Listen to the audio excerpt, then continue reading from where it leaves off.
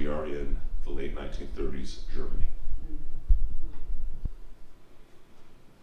So let's talk about what some of the causes, some of the history of this is. Anti-Semitism, what is unique about it that people who do not really study it don't understand. Anti-Semitism, which is at the root of all of this, and I prefer the term to anti-Semitism, I prefer the term Jew hatred, because that's really what it is. And it stems back to biblical sources. Some of you have taken classes with me on this.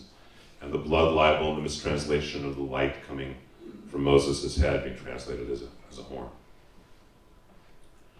But the hatred for Jews, and the hatred especially from people who are not clear in their own faith.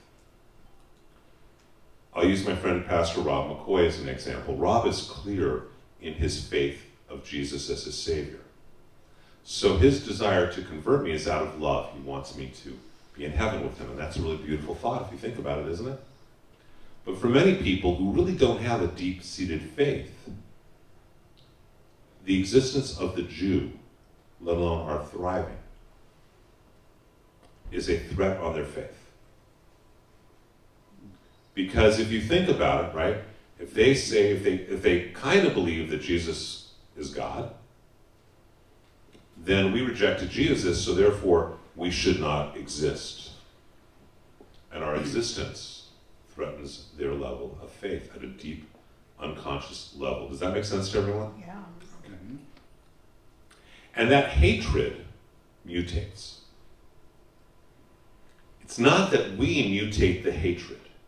It's that the Jew hater mutates how they share that. So Jonathan Sacks, Rabbi Lord Jonathan Sacks, he was the chief rabbi of the United Kingdom, one of the great intellectuals and most eloquent speakers of the last century, really delves into some beautiful talks about anti-Semitism. Look, to hate someone because they are different is not anti-Semitism, it's xenophobia, right? This is a different thing, this anti-Semitism, this Jew hatred, because they hate us as a primary factor underneath,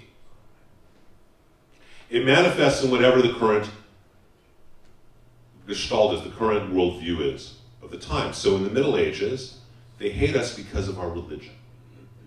By the 18th through 20th centuries, when there are all these studies being done, quote unquote studies, that an Italian has this much of the same percentage of intelligence as this person, or a Jew has this much, or a black man has this much. They hate us for our race. Okay. In 1948, they begin to hate us for our nation. Now they hate us because they hate us. That's just how it mutates, how it manifests. So when we say it's a virus of hate that mutates, does that make sense to everyone? It's not that we're mutating it, it's that they're manifesting their hatred of Jews in a different way, depending on whatever is current in the news. Everyone following that? Right now, what has been for the last 10 years, what's been right in front of the news? The woke generation, the Me Too generation, human rights. Yeah. So now we are hated because of violating human rights. And that's what's at the root of a lot of what's going on in the world. Simultaneously is that, and that's in the Christian Catholic world. That's what the people who don't really have a real deep faith, because they have deep faith, they don't have to be hating us, right? They hate us because their faith is not strong.